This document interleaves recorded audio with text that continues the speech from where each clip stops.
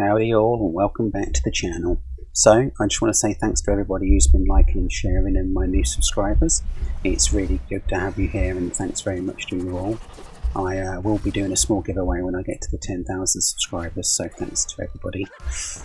However, for those who did see my first impressions video on Crash Bandicoot 4, you might have realised that I really love this game. From my first impressions, where I was ridiculously impressed, it just kept getting better and better and better. The level design is absolutely amazing. It's sticking to the original format and going, like, it's almost like there's 3 levels put into one level, whereas the older games, you know, you can complete a level in like 30 seconds probably. Some of these, even when you're speedrunning them, take 4 minutes. It's like they've mashed 4 long levels together into one, and like, say for instance you'd have a bear rolling after you, that's part of the whole level now. So here we are, this is the original style of game where you'd have your level select on islands, and it's the same type as the original game. So you've got 9 islands of different levels. There are 43 levels in the game, plus 22 flashback bonus tapes as well, which are just absolutely awesome. Now those are very reminiscent of bonus levels, like, so to speak. So the bonus levels are, well, the flashback tapes are like old style bonus levels, and they are ridiculously fun but difficult. So as you can see here on the screen, you have one right playing, and yeah, it's just not exactly they're not easy, let's just say that. So obviously you've got a little bit of one here playing that I'm showing, I've selected. However, I've not done many of them, because you have to, the way you open them is you have to get to a certain point in each level and get a flashback tape to open these 22 extra hard bonus levels. And like I say, that they are then selected from the very iconic original style world map. And there's all these unlockable skins via completing certain parts of levels, and you know, there's 20 odd for Crash and 20 odd for Coco. Now, as you can see, this is one of the bonus levels. It's not exactly easy. There's 118 boxes and only 1 checkpoint. No, it's not easy. In fact, it's very hard. Even the first one that I'm doing here, in order to get the full thing, you have to get all 118 boxes and do it in less than a certain amount of time. No, it's not easy. However, that's just how it is. So, obviously, as I said, the world map is where you now select all the levels from, and there are 43 main levels in the game. Some are ridiculously difficult, some are ridiculously easy. However, when I say difficult, I mean they have gone absolutely crazy on some of the difficulty of these levels. It's unbelievably hard at points. Now, one of the playable characters is obviously Taunt Torna, and I'd say this is probably the worst character of them all that you can play as an extra. She just doesn't have that right. I mean, it plays fine, it just doesn't have that. She almost just plays like a normal character, like any you know, Crash or Coco, but she's got a lasso and she can jump from A to B really quickly on that thing over there. And it's like, well, right, and that's it. There's not much more to her than that. Like, you could have given Crash a lasso and not bothered with her at all, and it wouldn't have mattered. And she doesn't really have much of a personality going with herself, and it just doesn't mesh well, really. But I mean, she's there, and there's only, I think there's 3 mainline story levels and 2 bonus levels on the side that have her in it. It's a bit rough, but not mega bad. Now, otherwise, Cortex is awesome. However, he just has this gun thing where you can turn enemies into bouncy castle or platform type things. Bouncy platforms or normal platforms. However, he has no spin attack.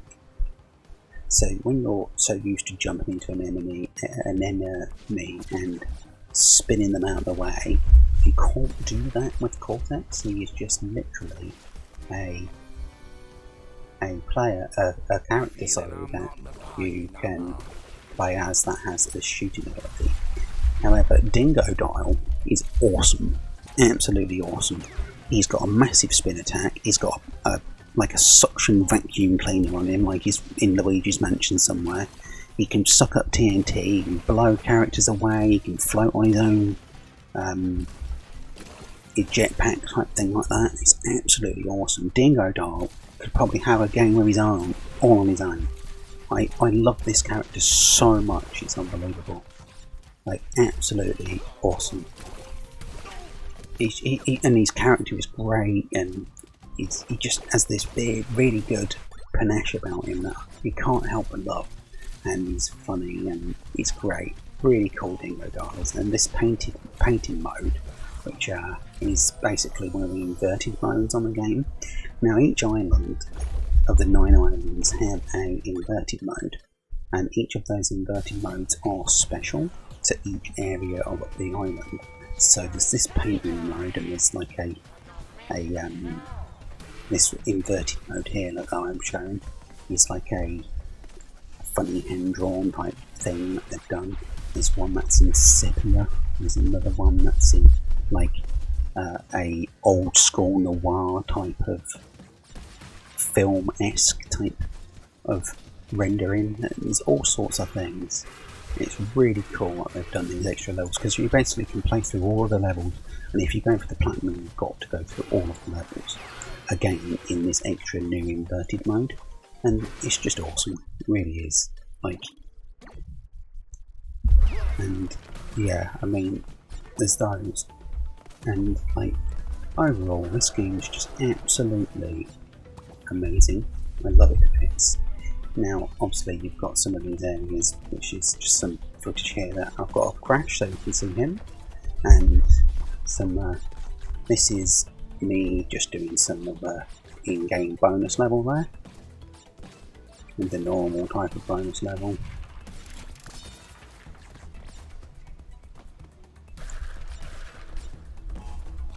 So anyway, I mean, the graphics in this game are absolutely amazing, and the music is absolutely spot on. The gameplay is perfect. If you like Crash Bandicoot, you know, it's nothing more than I could have wanted from it.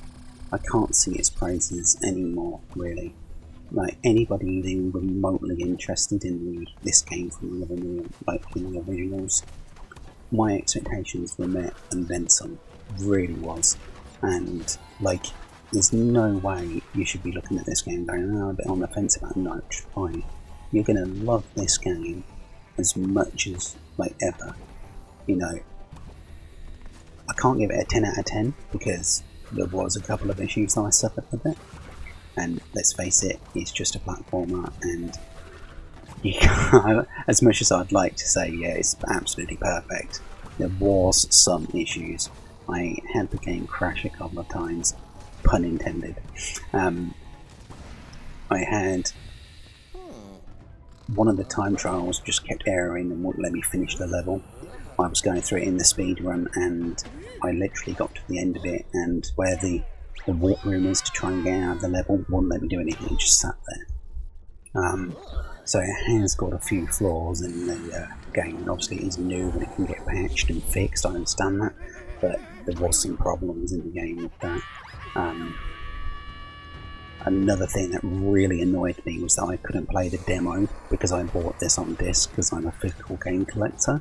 So I couldn't play the demo because they'd locked it behind the digital storefront. You had to buy the digital version to play the demo 2 weeks early, which I was just very, very mad about. So obviously this bit of the level here is very reminiscent of like when the boulder's running forward at you and you've got to run forward through the screen. So you can see how they've mixed 3 levels practically all into one. And obviously this is awesome. It's made the level design like so long, it's unbelievable, and like amazing.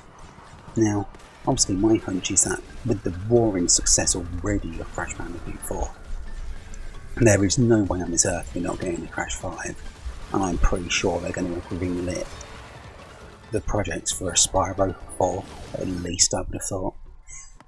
And obviously with next gen power on board as well, like obviously Spyro's not the same as this, it's open worldy-esque, so to speak, and you're going to be able to jump through different areas and different worlds very quickly on Spyro, and I'm really looking forward to maybe a new game of that. Now this here is my favourite level in the game. This is called Crash Landed. It's very hard level. It took me quite a fair chunk to get through this the first time.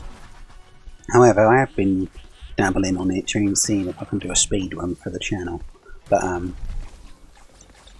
yeah, this level is awesome, and you'll see why I really like this level when we get a bit further in it. Because on the original Crash 1, 2 and 3, there was Whole Wild, the one with the polar bear on it, and then there was the Orient Express level, where you jumped on the little panda and ran through the level. And on this one, like, you got a little dinosaur you're running on. It's so cute. I love it. Absolutely love it. Look at it. Look at me go. Ah. I'd always like those parts in the original games where you jump on the thing and you run and look, they've got it. Just do one. It's so good. It really is awesome. You might have guessed it, but I'm really enjoying this game. So anyway, that's going to do it for the video. And yeah, I mean, if there's anything you want to know or ask me about this game, and you want some extra clarity on anything, just drop some comments down below, and I'll come and talk with you and tell you some other information. But basically, this is a 9 out of 10 for me. If I hadn't have already had Crash, if I hadn't have already had Final Fantasy VII Remake, which is my game of the year really at the moment, this is my multi-plat of the year. Let's go with that. This is multi-platform. It's my multi-plat of the year. So anyway, if you're new around here, please, it'd be great if you could drop me a subscribe and a like and some comments, and I'll catch you on the next one. Thank you very much. Bye.